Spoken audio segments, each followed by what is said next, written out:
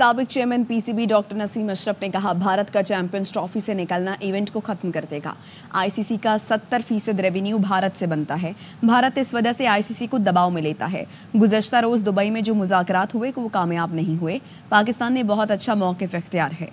اے آئی Y news سے خصوصی گفتگو میں نسیم اشرف نے مزید کہا آئی سی سی کی بھی کوشش ہے کہ ہر صورت چیمپئنز ٹرافی منعقد ہو۔ پاکستان نے جو ہائبرڈ ماڈل کو مسترد کیا یہ بہت اصولی موقف ہے۔ تالیخ کبھی ایک ہاتھ سے نہیں بجتی۔ بھارت کا کھیل میں سیاست کو لانا بہت افسوسناک ہے۔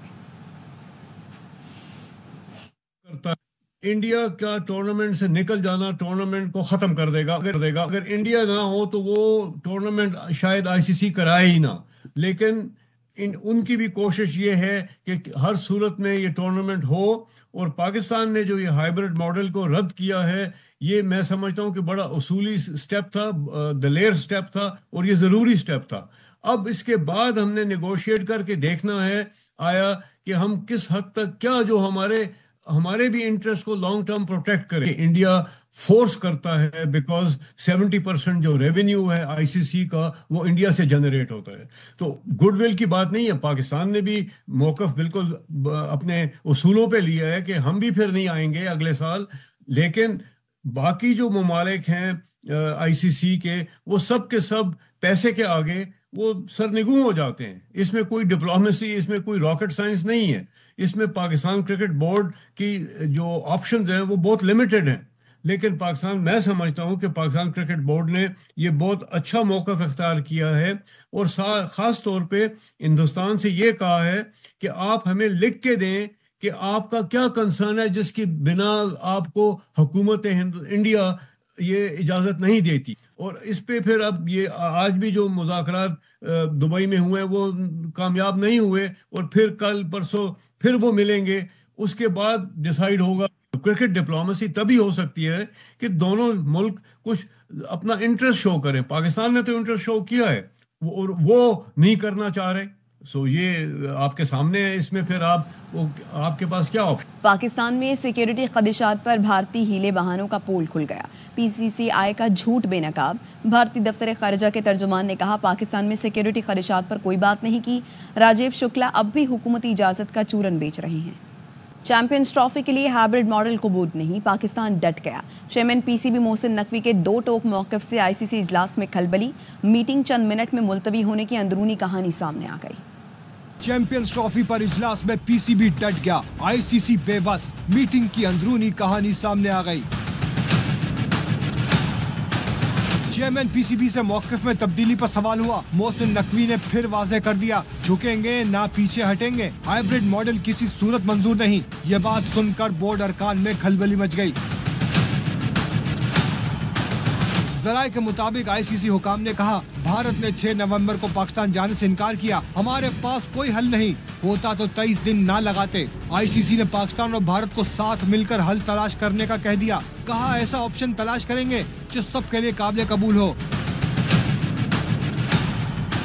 پی سی بی دو ٹوک کہہ چکا، بھارت نہیں آیا تو آئندہ آئی سی سی ایونٹس کے لیے ہم بھی بھارت نہیں جائیں گے۔ آئی سی سی اجلاس صرف 15 منٹ میں ملتوی کر دیا گیا تھا، 1-2 روز میں دوبارہ بیٹھک لگے گی۔ انڈر 19 ایشیا کپ کا سب سے بڑا مقابلہ آج ہوگا۔ پاکستان اور بھارت کی ٹیمیں دبئی اسٹیڈیم میں ٹکرائیں گی۔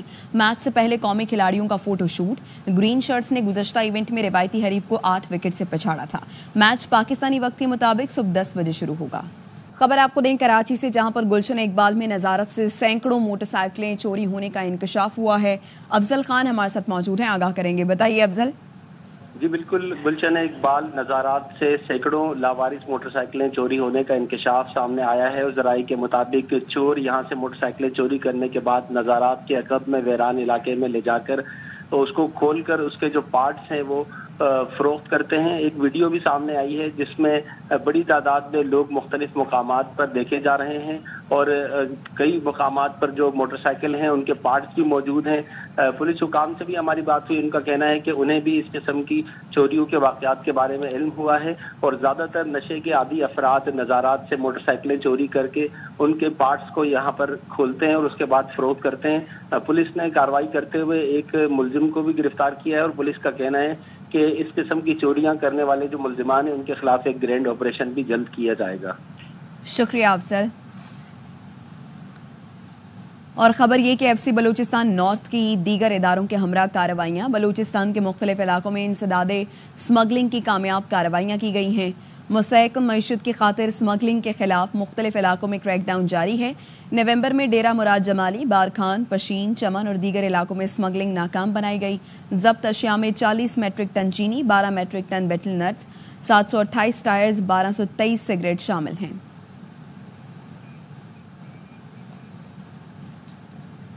خانیوال میں عادل ٹاؤن سے جعلی پیر نے 10 سالہ بچہ اغوا کر لیا۔ CCTV فوٹیج سامنے آنے اور مقدمہ درج ہونے کے باوجود جعلی پیر گرفتار ہوا، نامغوی فیضان بازیاب ہوا۔ 6 روز گزر گئے۔ بچے کی جدائی میں والدین غم سے نڈھال ہیں۔ انہوں نے وزیر اعلیٰ پنجاب مریم نواز سے نوٹس لینے کا مطالبہ کیا ہے۔ رپورٹ کر رہے ہیں ساجد خان۔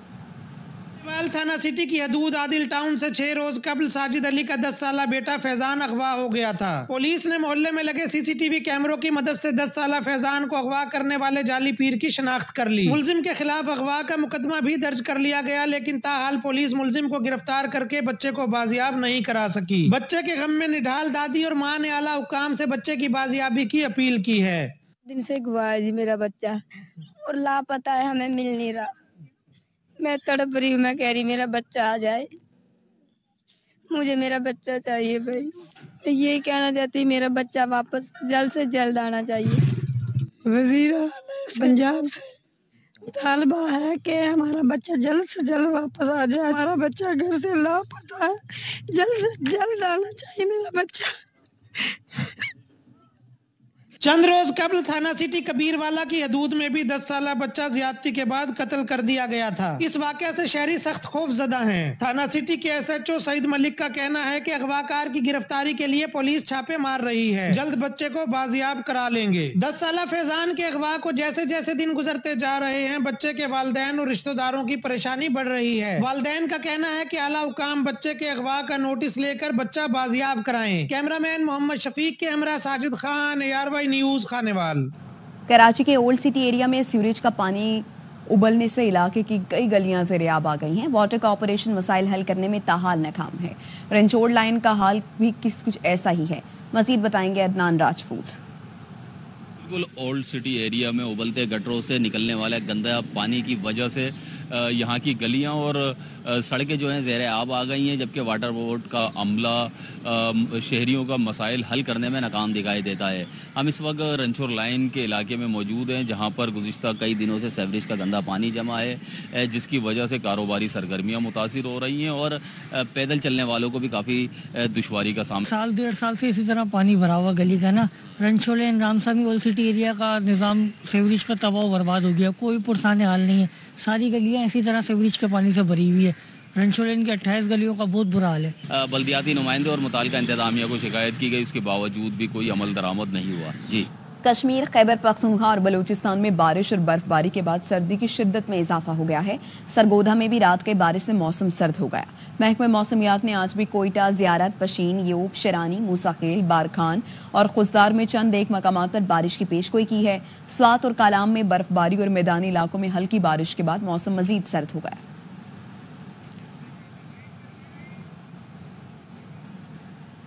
ہالی ووڈ کی مزاح سے بھرپور 3D اینیمیٹڈ فلم زوٹوپیا کے پارٹ 2 کا نیا ٹریلر جاری۔ ہدایتکار بائرن ہاورڈ کی مزاحیہ فلم 2016 کی بلاک بسٹر فلم زوٹوپیا کا سیکول ہے۔ فلم اگلے برس امریکی سینماؤں کی زینت بنے گی۔ ایک بریک کے بعد حاضر ہوں گے نیوز ہیڈ لائنز کے ساتھ۔